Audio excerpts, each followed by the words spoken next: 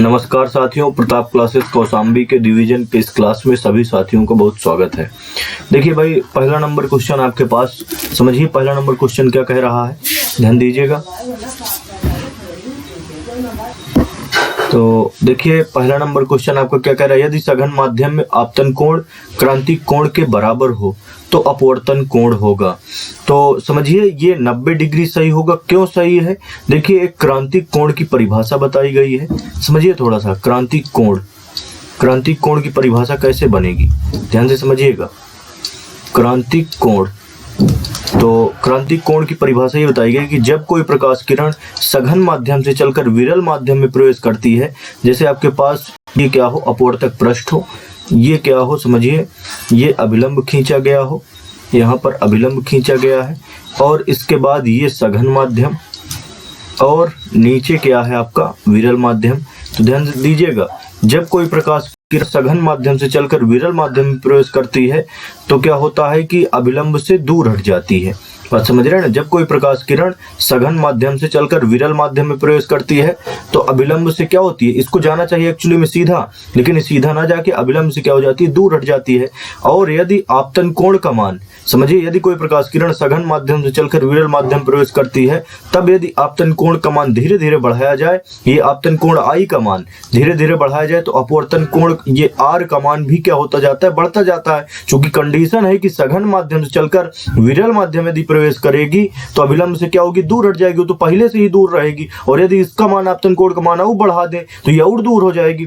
तो एक समय ऐसा आएगा, बढ़ाते जाएं, बात समझ रहे हैं। यदि कोई प्रकाश किरण सघन माध्यम चलकर विरल माध्यम प्रवेश करती है तथा यदि आपतन कोण का मान धीरे धीरे बढ़ाते जाएं तो अपवर्तन कोण का भी मान बढ़ता जाता है। और एक विशेष आपतन कोण के लिए, जिस पर जो है एक विशेष आपतन कोण के लिए अपवर्तन कोण का मान कितना हो जाता है, 90 डिग्री। ये आर का मान क्या हो जाता है, 90 डिग्री। मतलब ये जो किरण ऐसे जा रही थी, ये किरण ऐसे जाने लगती है। बात समझ रहे हैं ना? तो देखिए समझिए, आपतन कोण सघन माध्यम में आपतन कोण क्रांतिक कोण के बराबर हो, तो जब सघन माध्यम में ये जो आपतन कोण आई है ये क्रांतिक कोण होगा, तो अपवर्तन कोण विरल माध्यम में कितना हो जाएगा, 90 डिग्री, सीधा सा है। बात समझ रहे हैं? तो क्रांतिक कोण की परिभाषा के अनुसार ये जो है क्वेश्चन है, पूरी तरह से इसको कंफ्यूज नहीं होना है। यदि सघन माध्यम में आपतन कोण किसके बराबर होगा, क्रांतिक कोण के बराबर, तो अपवर्तन कोण किसके बराबर होगा, अपवर्तन कोण 90 डिग्री 90 डिग्री के बराबर होगा। चलिए नेक्स्ट क्वेश्चन की ओर चलते हैं। अगला नंबर क्वेश्चन आपके पास कह रहा है, यदि किसी माध्यम में निर्वात में संपूर्ण आंतरिक परावर्तन के लिए क्रांतिक कोण 30 डिग्री, तो C का मान क्रांतिक कोण C से व्यक्त करते हैं, इसको 30 डिग्री दिया हुआ है। इसके बाद तो माध्यम में प्रकाश का वेग, तो वेग v पूछ रहा है। बात समझ रहे हैं ना? माध्यम प्रकाश का वेग पूछ रहा है। तो देखिए एक फार्मूला होता है भाई, फार्मूला होता है कि अपवर्तनांक n बराबर पहले माध्यम प्रकाश की चाल बटे दूसरे माध्यम प्रकाश की चाल। तो पहले माध्यम समझिए, जैसे जो है ये आपके पास कोई लेंस है, बात समझ रहे हैं ना? तो पहला माध्यम ये वायु होगा, दूसरा माध्यम ये लेंस होगा, और लेंस क्या है, कांच का बना होगा। तो जो है समझिए यहाँ से पहला माध्यम कहाँ होगा, वायु। तो पहले माध्यम मतलब वायु में प्रकाश की चाल C बटे जो है दूसरे माध्यम में मतलब कांच में प्रकाश की चाल को V मान लीजिए। बात समझ रहे हैं ना? तो माध्यम में प्रकाश की चाल मतलब कांच में प्रकाश की चाल हमें निकालना है, V निकालना है हमें। तो अब समझिए यहाँ से, ध्यान दीजिए पूरी तरह से। तो n फार्मूला, अब देखिए एक फार्मूला और जानते हैं, क्रांतिक कोण और अपवर्तनांक में संबंध। क्रांतिक कोण और अपवर्तनांक में संबंध क्या होता है, n बराबर 1/sin c होता है। n बराबर क्या होता है, 1/sin c होता है। तो sin c हो गया बराबर वायु में प्रकाश की चाल क्या होता है, वायु में प्रकाश की चाल, ये c का मतलब यहाँ से ये जो है c का मतलब वायु में प्रकाश का वेग है, इसको va कर लीजिएगा चाहे। बात समझ रहे हैं ना? क्योंकि अभी कंफ्यूजन ना हो। और वायु में प्रकाश का जो वेग होता है वो कितना होता है, 3 × 10⁸ बनता है, बटे में v उसी प्रकार। तो 1/sin c, c का मान क्रांतिक कोण का मान कितना दिए, देखिए 30 डिग्री दिया हुआ है, तो यहाँ से sin 30 रख दीजिए। तो sin 30 हो गया, बराबर हो जाएगा आपके पास 3 × 10⁸, और बटे में क्या हो जाएगा, v। अब इसके बाद यहाँ से देखिए 1 बटे क्या बनेगा, 1 बटे sin 30 का मान 1/2, और बराबर हो जाएगा 3 × 10⁸, और बटे में v। अब ये 2 कहाँ पहुंच जाएगा, ये 2 अंश में पहुंच जाएगा। तो ये आपके पास बनेगा, देखिए 2, ये 2 आपका कहाँ पहुंच गया, अंश में। तो 2 बराबर बन जाएगा तो दो बराबर हो जाएगा आपके पास 3 गुणे, समझिएगा 3 गुणे 10 की घात 8 और बटे में v। अब यहाँ से v को इधर ले जाओ, 3 गुणा से 2 को इधर ले आओ, तो v इज इक्वल टू आपका बनेगा 3 × 10⁻8 है और बटे में कितना हो जाएगा 2। तो देखिए 3 का 2 में भाग कराइए, तो 3 का 2 में जब भाग कराएंगे तो 1.5 गुणे 10 की घात 8, यही आपका क्या हो जाएगा माध्यम में प्रकाश की चाल मीटर प्रति सेकंड। तो देखिए कौन सा ऑप्शन सही, आपका B number option is the correct option. चलिए अगला नंबर क्वेश्चन देखते हैं। अगला नंबर क्वेश्चन है, 2 लेंस जिनकी शक्तियां 4 डायोप्टर और -2 डायोप्टर है, डी का मतलब डायोप्टर से है, और संपर्क में रखे हैं, उनमें संयुक्त फोकस दूरी। तो देखिए लेंस की क्षमता या लेंस की शक्ति का मात्रक डायोप्टर होता है, ये भी एक क्वेश्चन याद रखिए, बात समझ रहे हैं ना। तो 2 लेंस जिनकी क्षमता या जिनकी शक्ति, तो पहले लेंस की क्षमता P1 बराबर दिया है कितना 4 डायोप्टर, और दूसरे लेंस की क्षमता कितना दिया है P2 बराबर कितना दिया, दूसरे लेंस की क्षमता -2 डायोप्टर, और हमें उनकी ये दोनों लेंस किसमें संपर्क में रखे हुए, उनकी संयुक्त फोकस दूरी निकालना है। तो संयुक्त फोकस दूरी F निकालना है, बात समझ रहे हैं ना। अब देखिए ध्यान दीजिएगा थोड़ा सा, एक संपर्क में रखे 2 लेंसों की फोकस दूरी के लिए सूत्र होता है, बात समझ रहे हैं ना। संपर्क में रखे 2 लेंसों की संयुक्त फोकस दूरी के लिए सूत्र, डेरिवेशन भी आता है, महत्वपूर्ण भी है और कराए भी है। तो संपर्क में रखे 2 लेंसों की संयुक्त फोकस दूरी का सूत्र 1/f बराबर 1/f1 प्लस 1/f2 होता है।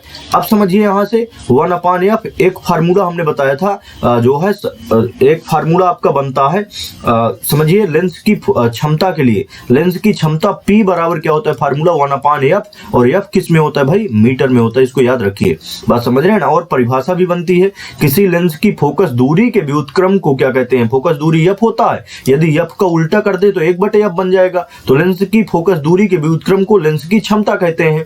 तो यहाँ से 1/f के स्थान पर क्या हो जाएगा, यहाँ से P बन जाएगा बराबर 1/f1 के स्थान पर क्या होगा P1, चूंकि जो है फोकस दूरी का व्युत्क्रम क्या कहलाएगा, पहले लेंस की क्षमता हो जाएगी, प्लस 1/f2 के स्थान पर क्या हो जाएगा P2 हो जाएगा। अब यहाँ से मान रख दीजिए, तो P बराबर हो जाएगा P1, तो P1 की वैल्यू कितनी है, देखिए 4 डायोप्टर तो 4 रख दिया, प्लस P2 की वैल्यू कितनी है -2 डायोप्टर तो -2 हो जाएगा। अब देखिए प्लस माइनस गुणा कराएंगे तो क्या आ जाएगा माइनस, तो यहाँ से 4 -2, तो यहाँ से P इक्वल टू कितना बन गया 2 डायोप्टर। अब देखिए P का फिर से फार्मूला लगाई, चूंकि हमें जो है क्या निकालना है, हमें निकालना है यहाँ से फोकस दूरी चाहिए, बात समझ रहे हैं ना। तो P बराबर क्या होता है फार्मूला 1/f बराबर क्या हो जाएगा, यहाँ से 2 को 3 गुणा से यहाँ ले जाओ, f को इधर ले जाओ, तो 1/2 बराबर कितना हो जाएगा, यहाँ से f हो गया। अब f बराबर समझिए 1 में 2 का भाग कराएंगे तो 0.5, तो 0.5 आ गया, 0.5 को 0.50 भी कह सकते हैं। और जो यहाँ से समझिए जो क्षमता निकाल रहे हैं, क्षमता में जो फोकस दूरी होती है एक्चुअली में ये किस में होती है, ये मीटर में होती है। तो फोकस दूरी किस में आएगी आपकी, मीटर में आएगी। अब यहाँ से मीटर में से सेंटीमीटर में चेंज करने के लिए कितने गुणा, 100 का गुणा जब इसमें कराएंगे तो कितना बन जाएगी, ये 50 सेंटीमीटर बन जाएगा, बात समझ रहे हैं ना। तो कितना आंसर आपका होगा, B option is the correct option. चलिए अगले नंबर क्वेश्चन की ओर चलते हैं। देखिए अगला नंबर क्वेश्चन कह रहा है -5 डायोप्टर तथा 3 डायोप्टर क्षमता के 2 लेंस संपर्क में रखे हैं। तो देखिए पहले लेंस की क्षमता P1 बराबर कितना दिया है -5 डायोप्टर, और दूसरे लेंस की क्षमता P2 बराबर कितना दिया है, P2 बराबर 3 डायोप्टर। इसके बाद कह रहा है कि संपर्क में रखे हैं, संयोजन लेंस की फोकस दूरी या संयुक्त लेंस की फोकस दूरी निकालना है, तो फोकस दूरी f चाहिए हमें। तो देखिए वही फार्मूला लगाइए भाई, P बराबर अभी हमने बताया था कुछ देर पहले P1 प्लस P2 होता है। तो अब यहाँ से देखिए P1 की वैल्यू कितना है -5 और प्लस P2 की वैल्यू कितनी है 3 है, तो -5 से 3 घटाइए तो -2 बनेगा। तो P की वैल्यू -2 डायोप्टर आ गया। तो P बराबर क्या होता है 1/f होता है, बराबर -2 हो जाएगा। -2 को इधर ले आओ, ये f किस में होगा भाई, फोकस दूरी जब भी निकालते तो जब मीटर में रहता है, तो -2 को इधर ले आओ, f को इधर ले जाओ, तो 1/, क्या हो जाएगा -2, और इसके बाद ये f 3 गुणा से इधर पहुंच गया। तो देखिए यहाँ से समझिएगा, तो यहाँ से कंडीशन बनेगी f बराबर हो जाएगा आपके पास 1 में 2 का जब भाग कराएंगे 0.5 और माइनस ऊपर रख लीजिए तो -0.5, और 0.5 को हम 0.50 भी कह सकते हैं, तो इसको 0.50 भी कह सकते हैं। तो 0.50 और ये किस में आएगा, मीटर में। जो मीटर से सेंटीमीटर में बदलना है तो 100 को गुणा करा देंगे, तो जब इसमें 100 को गुणा कराएंगे तो ये 50 सेंटीमीटर हो जाएगा, वो भी किस में का होगा, माइनस का। तो देखिए आंसर कहीं आ रहा है -50 centimetre. D option is the correct option. चलिए अगला नंबर क्वेश्चन देखते हैं। नेक्स्ट क्वेश्चन आपका कह रहा है, समझिए, एक प्रिज्म के लिए अल्पतम विचलन कोण, अल्पतम विचलन कोण को याद रखिए डेल्टा एम से प्रदर्शित करते हैं। तो अल्पतम विचलन कोण डेल्टा एम का मान 30 डिग्री दिया है, जो दिया है उसको नोट कर लीजिए। प्रिज्म कोण कितना है, प्रिज्म कोण कोण ए कहलाता है, ए का मान 60 डिग्री, और प्रिज्म के पदार्थ का अपवर्तनांक चाहिए, तो एन का मान पूछ रहा है। अब समझिए यहाँ से देखिए, प्रिज्म के पदार्थ के अपवर्तनांक का एक सूत्र होता है, उसको याद रखिए, डेरिवेशन भी बहुत महत्वपूर्ण है। प्रिज्म के पदार्थ का अपवर्तनांक एन बराबर साइन डेल्टा एम प्लस ए अपान 2, समझिए साइन डेल्टा एम प्लस ए अपान 2, और बटे में कितना बनता है, बटे साइन ए अपान 2, ये सूत्र होता है प्रिज्म के पदार्थ के अपवर्तनांक का। बात समझ रहे हैं ना, अब इसमें मान रखना है, तो प्रिज्म के पदार्थ का अपवर्तनांक निकल आएगा, तो एन बराबर हो जाएगा आपके पास साइन डेल्टा एम की वैल्यू कितनी है, डेल्टा एम की वैल्यू 30, और प्लस ए की वैल्यू कितनी है 60, और बटे में 2 हो जाएगा, और बटे में हो जाएगा आपके पास साइन ए की वैल्यू कितनी है, ए की वैल्यू 60, तो 60 बटे क्या हो जाएगा 2, तो 2 3 6 ये 30 हो गया, और 60 30 कितना हो जाएगा 90, 90 बटे 2 45 बनेगा। तो यहाँ से देखिए यानी जी इक्वल्स टू बन जाएगा आपके पास साइन, समझिए यहाँ से 60 30 कितना बनेगा, 60 30 90, 90 बटे 2 का मतलब 45, तो ये कितना बन जाएगा आपके पास, ये 45, और बटे में नीचे हो जाएगा आपके पास साइन 30 बन गया। तो यहाँ से देखिए अब कितना हो गया कंडीशन पूरा, तो यानी जी इक्वल्स टू इसको कह सकते हैं साइन 45 का मान 1 बटे अंडर रूट 2, और बटे में साइन 30 का मान 1 बटे 2। अब देखिए ऊपर ऊपर गुणा करा लीजिए, बटे बीच बीच का गुणा करा लीजिए, तो n बराबर हो जाएगा आपका 1 का 2 के साथ गुणा, तो 2 हुआ, बटे अंडर रूट 2 का 1 के साथ गुणा, तो यहाँ से अंडर रूट 2 हुआ। अब देखिए अंडर रूट 2 का अंश और हर में गुणा करा दीजिए, तो अंडर रूट 2 का अंश में गुणा, अंडर रूट 2 का हर में गुणा, तो अंडर रूट 2 गुणे अंडर रूट 2, ये तो 2 बन जाएगा, तो 2 से 2 क्या हो जाएगा कैंसिल, तो कितना बना n बराबर अंडर रूट 2 अपवर्तनांक आएगा। कहीं ऑप्शन दिख रहा है आपका, देखिए ऑप्शन जो है आपका दूसरा option B number option is the clear जो है करेक्ट ऑप्शन। अगला नंबर क्वेश्चन कह रहा है नेत्र लेंस की प्रकृति होती है, समझिए नेत्र लेंस को ही नेत्रिका लेंस भी कहते हैं, और अभिदृश्यक लेंस, तो देखिए ये जो है प्रकाशिक यंत्र में सूक्ष्मदर्शी और दूरदर्शी दोनों में नेत्रिका और अभिदृश्यक चलता है। तो नेत्रिका और अभिदृश्यक दोनों किस्में के बने होते हैं, उत्तल लेंस के बने होते हैं, दोनों याद रखिए, अभिदृश्यक भी पूछ सकता है, बात समझ रहे हैं ना। तो नेत्र लेंस या नेत्रिका लेंस, ये जो है नेत्रिका लेंस किसमें का बना होता है भाई, उत्तल लेंस, याद रखिए दोनों, समझिए नेत्र लेंस और इसके बाद अभिदृश्यक लेंस, ये पूरी थ्योरी भी आती है, बात समझ रहे हैं ना, थ्योरी भी आती है और साथ में किरण आरेख बनाने के लिए भी आता है, बात समझ रहे हैं ना, सूक्ष्मदर्शी का किरण आरेख बनाने के लिए आता है, और इसके बाद जो है दूरदर्शी का भी किरण आरेख बनाने के लिए आता है। तो नेत्र लेंस, नेत्रिका लेंस और अभिदृश्यक लेंस दोनों किस्में के बने होते हैं, दोनों जो है उत्तल लेंस के बने होते हैं, और दोनों की क्रिया विधि, बात समझ रहे हैं ना, सूक्ष्मदर्शी और दूरदर्शी दोनों क्रिया विधि भी सेम एक ही प्रकार की होती है। तो सभी लोग परीक्षा में भाई ये महत्वपूर्ण चैप्टर है आपका प्रकाशिक यंत्र, इस चैप्टर को जरूर दोहरा के जाइए, इसमें से दीर्घ उत्तरीय क्वेश्चन बनते हैं, चित्र बनाने के लिए भी आता है, बार बार बता रहे हैं, बात समझ रहे हैं ना। तो यहाँ से देखिए नेत्र लेंस की प्रकृति होती है, कैसी प्रकृति होगी भाई नेत्रिका लेंस की, उत्तल लेंस, और उत्तल लेंस कैसा लेंस होता है, अभिसारी लेंस होता है, बात समझ रहे हैं ना। उत्तल लेंस क्या करता है, किरणों को एक जगह पर समेटता है, ये जो है सभी किरणें जो आती है मुख्य अक्ष के समांतर, इनको किरणों को एक जगह पर क्या कर देता है, मोड़ देता है, बात समझ रहे हैं ना, मुख्य अक्ष की तरफ मोड़ देता है, और जो लेंस मुख्य अक्ष की तरफ किरणों को मोड़ता है या केंद्रित करता है उसे अभिसारी लेंस, और जो मुख्य अक्ष से बाहर की तरफ किरणों को क्या करता है, फैलाता है, या ऐसे ऐसे फैलाता है, उसको क्या कहते हैं हम, अपसारी लेंस। तो अपसारी लेंस कौन सा होता है भाई, अपसारी लेंस अवतल लेंस, और अभिसारी लेंस कौन सा होता है, उत्तल लेंस, जो किरणों को मुख्य अक्ष की तरफ मोड़ता है। तो देखिए नेत्रिका लेंस की प्रकृति उत्तल लेंस की होती है, और इसकी प्रकृति क्या होगी, अभिसारी की तरह कार्य करेगी। चलिए नेक्स्ट क्वेश्चन की ओर चलते हैं। अगला क्वेश्चन है वायु में प्रकाश की चाल 3 × 10⁸ मीटर प्रति सेकंड है। तो वायु में प्रकाश की चाल को मान लीजिए c मान लीजिए, तो वायु में प्रकाश की चाल आपकी c है। तो देखिए वायु में प्रकाश की चाल आपकी, वायु में प्रकाश की चाल को c कहते हैं। तो c बराबर कितना दिया, 3 × 10⁸ मीटर प्रति सेकंड। और इसके बाद जो है आपका क्या कह रहा है, 1.5 अपवर्तनांक वाले कांच में प्रकाश की चाल क्या होगी। तो 1.5 अपवर्तनांक वाला कांच है, तो यहाँ से एक कांच रखा है, मान लीजिए ये क्या है आपका एक कांच है, इसका अपवर्तनांक कितना है, अपवर्तनांक n का मान, अपवर्तनांक किसका दिया है, कांच का। ये देखिए 1.5 अपवर्तनांक वाले कांच, तो कांच का अपवर्तनांक, तो अपवर्तनांक को n से व्यक्त करते हैं, और किसका दिया है, ग्लास का, तो कितना दिया है 1.5। जब अपवर्तनांक किसी के सापेक्ष नहीं दिया तो उसको वायु के सापेक्ष मान के चलना है। तो जो है इस जो है कांच में क्या चाहिए, हमें चाल चाहिए, बात समझ रहे हैं। तो v का मान हमें क्या करना है, ज्ञात करना है। तो साधारण सा फार्मूला होता है अपवर्तनांक बराबर ANG, अपवर्तनांक बराबर क्या होगा, पहले माध्यम प्रकाश की चाल, तो पहला माध्यम देखिए वायु, वायु से होकर ही कांच में जाएगी, तो पहला माध्यम वायु, तो वायु में प्रकाश की चाल बटे जो है कांच में प्रकाश की चाल को v कहते हैं। अब यहाँ से v को इधर ले जाइए, तो v को इधर ले जाएंगे बराबर c अपान क्या हो जाएगा, ANG। अब यहाँ से देखिए मान रख दीजिए, तो c की वैल्यू कितनी, 3 × 10⁸ हो गया, और बटे में ANG जो है 1.5 दिया है। तो अब देखिए जो है 3 × 1 = 3, 3 × 5 = 15, 0.5 हुआ। अब 10 का अंश और हर में गुणा करा दीजिए, 10 का अंश में गुणा और 10 का हर में गुणा कराएंगे, बात समझ रहे हैं। तो यहाँ से आपके पास v बराबर बनेगा, v = अंश में कितना हो गया, 10 × 10⁸ और बटे हर में 0.5 में जब 10 का गुणा कराएंगे तो 5 बनेगा, 5 × 1 = 5, 5 दूनी क्या हो गया 10। तो v की वैल्यू कितना आ गया, 2 × 10⁸। तो देखिए B option is the correct option. चलिए नेक्स्ट क्वेश्चन की ओर चलते हैं। अगला नंबर क्वेश्चन कह रहा है अवतल लेंस के प्रथम फोकस की परिभाषा दीजिए।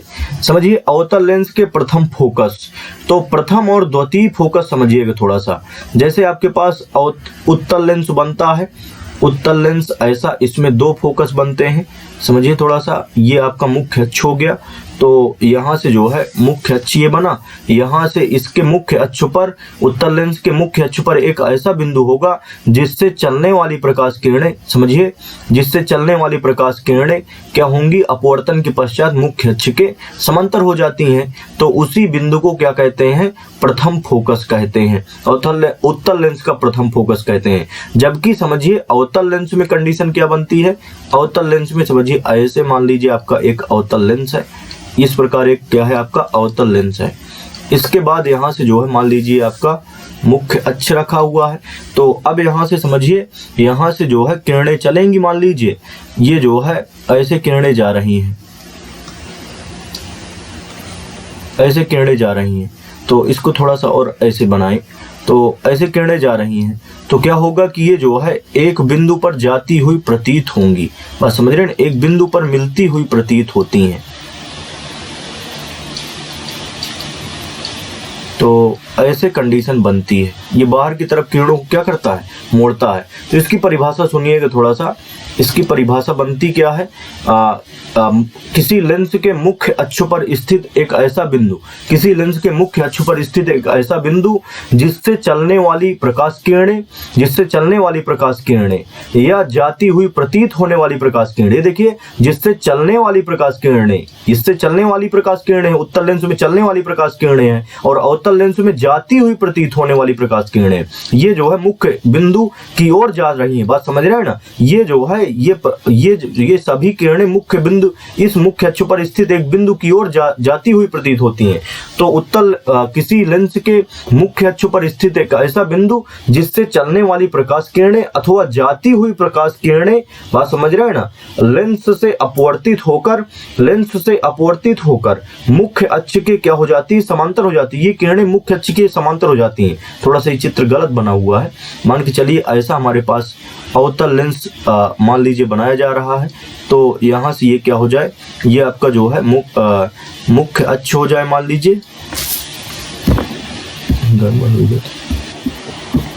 तो यहाँ से देखिए आपका जो है मान लीजिए ये ऐसे किरणें चल रही हैं, ऐसे किरणें जा रही हैं।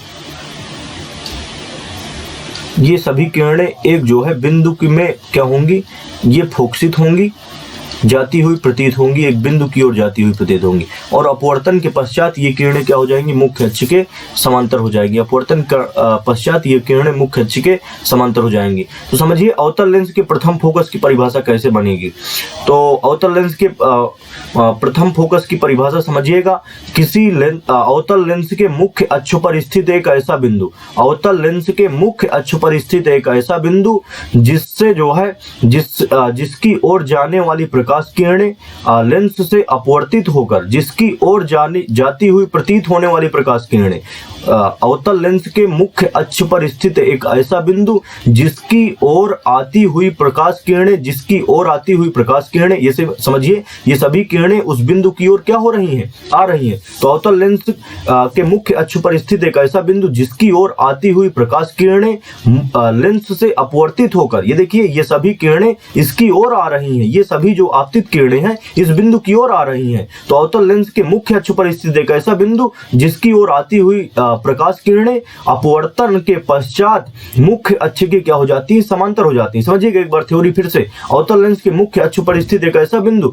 जिसकी ओर आती हुई सभी प्रकाश किरणें अपवर्तन के पश्चात लेंस से अपवर्तन के पश्चात मुख्य अक्ष के क्या हो जाती हैं, समांतर हो जाती हैं। उस बिंदु को क्या कहते हैं हम, अवतल लेंस का प्रथम फोकस बिंदु कहते हैं। चलिए अगले क्वेश्चन की ओर चलते हैं। उम्मीद है कि ये क्वेश्चन आपका समझ में आया होगा। चलिए नेक्स्ट क्वेश्चन देखिए। नेक्स्ट क्वेश्चन है अवतल लेंस के द्वितीय फोकस की परिभाषा। तो समझिएगा थोड़ा सा द्वितीय फोकस की परिभाषा। देखिए द्वितीय फोकस की परिभाषा समझिएगा, उत्तल लेंस और अवतल लेंस के लिए दोनों के लिए इसमें शामिल रहता है। किसी लेंस के मुख्य अक्ष के समांतर चलने वाली प्रकाश किरणें, पहले जो है अवतल लेंस के लिए देखते हैं भाई।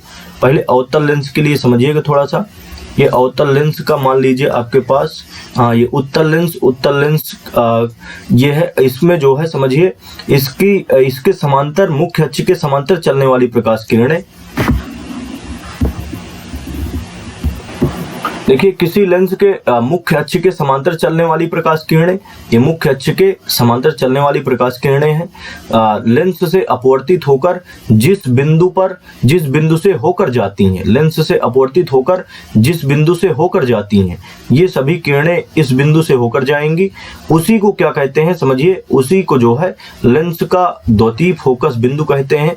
समझिए यहाँ से किसी लेंस, ध्यान दीजिएगा थोड़ा सा, किसी लेंस के मुख्य अक्ष के समांतर चलने वाली प्रकाश किरणें, मुख्य अक्ष के समांतर चलने वाली प्रकाश किरणें लेंस से अपवर्तित होकर जिस बिंदु से होकर जाती हैं अथवा जिस बिंदु से आती हुई प्रतीत होती हैं। तो जब भी प्रतीत होने वाली कंडीशन है वो अवतल लेंस के लिए होगा। बात समझ रहे हैं ना। तो जो है समझिए अवतल लेंस के लिए कैसे बनता है, अवतल लेंस के चित्र कुछ ऐसे बनेगा। समझिएगा ये अवतल लेंस मान लीजिए, और इसके बाद ये लेंस का मुख्य अक्ष है, इसके समांतर चलने वाली जो प्रकाश किरणें हैं ये जो है क्या होंगी कि अपवर्तन के पश्चात किसी बिंदु से आती हुई प्रतीत होंगी।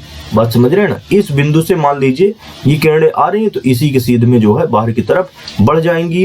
तो समझिए परिभाषा क्या बनेगी भाई, किसी लेंस के मुख्य अक्ष के समांतर चलने वाली प्रकाश किरणें, किसी लेंस के मुख्य अक्ष के समांतर चलने वाली प्रकाश किरणें मुख्य अक्ष पर स्थित एक ऐसे बिंदु से होकर जाती हैं। बात समझ रहे हैं ना। किसी लेंस के मुख्य अक्ष के समांतर चलने वाली प्रकाश किरणें जिस बिंदु से होकर जाती हैं, अथवा जिस बिंदु से आती हुई प्रतीत होती हैं। समझिए एक बार, किसी लेंस के मुख्य अक्ष के समांतर चलने वाली प्रकाश किरणें जिस बिंदु से होकर जाती हैं अथवा जिस बिंदु से आती हुई प्रतीत होती हैं, उस बिंदु को क्या कहते हैं, लेंस का द्वितीय फोकस। तो जो जिस बिंदु से होकर जाती है पूरी तरह से, उस बिंदु को उत्तल लेंस का द्वितीय फोकस, और जिस बिंदु से आती हुई प्रतीत होती हैं उस बिंदु को हम क्या कहते हैं, अवतल लेंस का द्वितीय फोकस कहते हैं। दोनों को याद रखिए, दोनों में से कोई एक आ सकता है। तो आज के लिए इतना ही भाई।